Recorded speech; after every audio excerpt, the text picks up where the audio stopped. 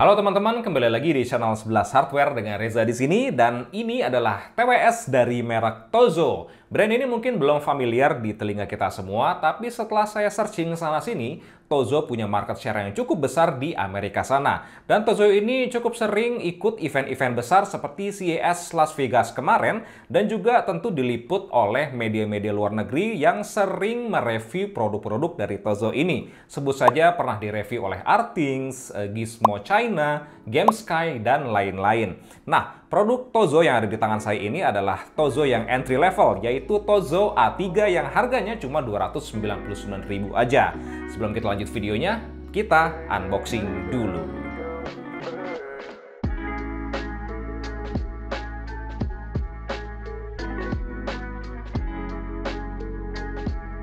Boxnya simpel aja dengan keterangan spesifikasi singkat yang bisa dibaca dari luar, tapi kecil banget tulisannya. Tozo A3 ini punya kelengkapan paket produknya standar, tapi dikemas dengan rapi, mulai dari buku panduannya, charging case berisikan earbuds-nya, dan kabel USB Type-A ke Type-C. Buku panduannya ada dua, tapi cukup pakai yang Quick Starter Guide aja udah cukup lengkap. Dari mulai gimana cara pairing, gimana cara pengoperasiannya, dan arti-arti indikatornya. Begitu pertama kali dinyalakan, sepertinya baterainya sudah terisi penuh dan siap untuk langsung digunakan straight off the box. Tozo A3 ini merupakan salah satu produk terbarunya dari Tozo yang kemarin sempat dipamerkan sewaktu event CES Las Vegas. Nah, kalau saya lihat-lihat, sepertinya brand Tozo ini spesialisasinya ada di wireless gadget.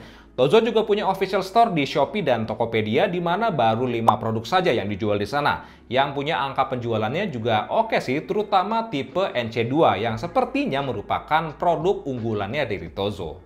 Earbuds-nya berbentuk semi in-ear atau half in-ear bertangkai seperti AirPods. Karena dia half in-ear begini, jadinya tidak punya ear tips. Di ujung nozzle-nya juga tidak ada lapisan karet atau bahan lembut yang fleksibel. Dari pengalaman saya, bagian ini terasa agak sakit jika digunakan dalam waktu yang lama. Bagian ujung tangkainya ini tempat pin charging-nya dan lubang kecil untuk mikrofon. Ada inisial left dan right dan brand tulisan Tozo. Bahannya ini berlapis glossy dan karena berwarna putih, jadinya nggak begitu kelihatan ada bekas sidik jari. Bagian housing drivernya ini ada 3 buah lubang tempat audio keluar. Kan namanya juga half in ear, jadinya output audio nggak bisa difokuskan ke ujung bore nozzle-nya dan disebar ke beberapa titik agar suara lebih merata masuk ke telinga. Kemudian pada bagian touch areanya juga tidak ada indikator apa-apa, juga nggak ada tanda apa-apa ketika dioperasikan. Sensor sentuhnya ini juga cukup oke, cukup responsif tanpa perlu gerakan-gerakan yang berlebihan. Kalau charging case-nya ini, material dan overall build-nya cukup oke. Bagian axle-nya juga cukup rigid, nggak terasa ringkih, dan bagian ujungnya ini dilengkapi dengan magnet. Jadi pas mau nutup atau kebuka dikit, itu ya langsung nutup gara-gara magnetnya. Di bagian bawah ada indikator power, charging port USB Type-C, dan tombol manual. Saya merasa terbantu dengan adanya tombol manual ini untuk mengatur beberapa hal seperti reset pengaturan ke default, atau nyala mati secara manual, dan fungsi-fungsi lainnya. Daya tahan baterainya cukup lumayan lah, kira-kira 5 jam lebih untuk dipakai dalam 1 kali pemakaian. Pengisian daya baterainya kurang lebih 1,5 jam sampai 2 jam.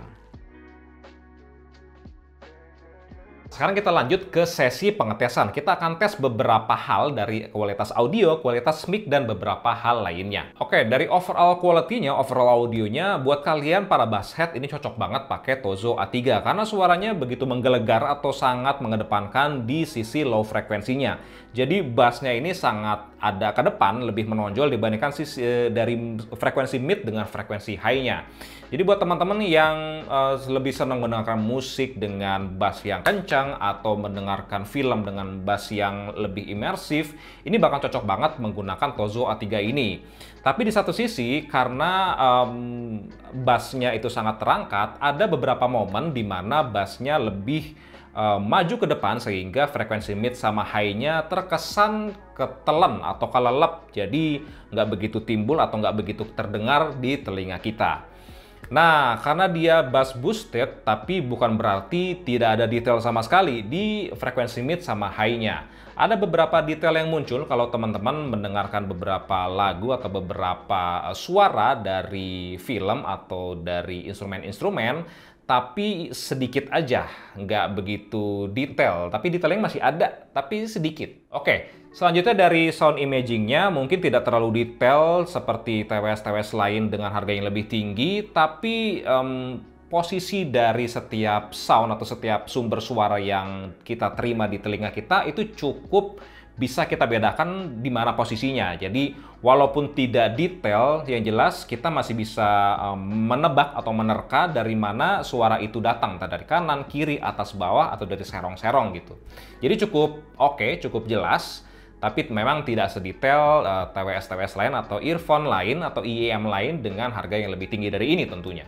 Oke, soal soundstage sepertinya memang biasa aja, jadi nggak sempit-sempit banget, tapi ada beberapa kali kesempatan agak lega, tapi nggak lega banget. Jadi cukup oke lah untuk dipakai sehari-hari, terutama dalam menonton film atau menonton konser. Live konser itu cukup berasa ada di atmosfer ruangan, tapi memang tidak selega TWS atau earphone lain dengan harga yang lebih tinggi, jelas. Nah, dari pengalaman pribadi saya menggunakan Tozo A3 ini, saya cukup enjoy menggunakannya di skenario sehari-hari yang sifatnya kasual, santai, seperti dengerin podcast, nonton film seri, atau lihat trailer game, sesuatu yang sifatnya kasual, nyantai, chill and relax, nggak yang serius critical kayak semacam monitoring audio atau monitoring video gitu, editing, nggak kayak gitu. Nah, gimana kalau soal main game? Nah, kita lanjut aja ke pengetesan selanjutnya.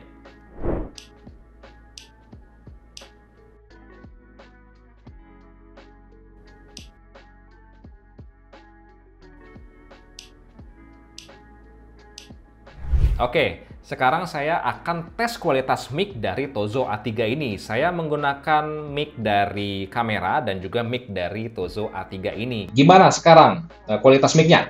Bagus, biasa aja, atau B aja, atau bagus, atau gimana?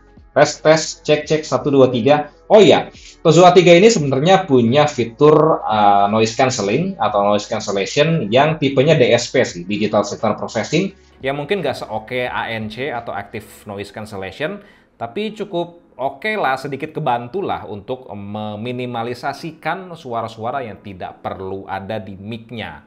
Sekarang saya ada di depan laptop, ada suara kipas laptopnya yang cukup terdengar.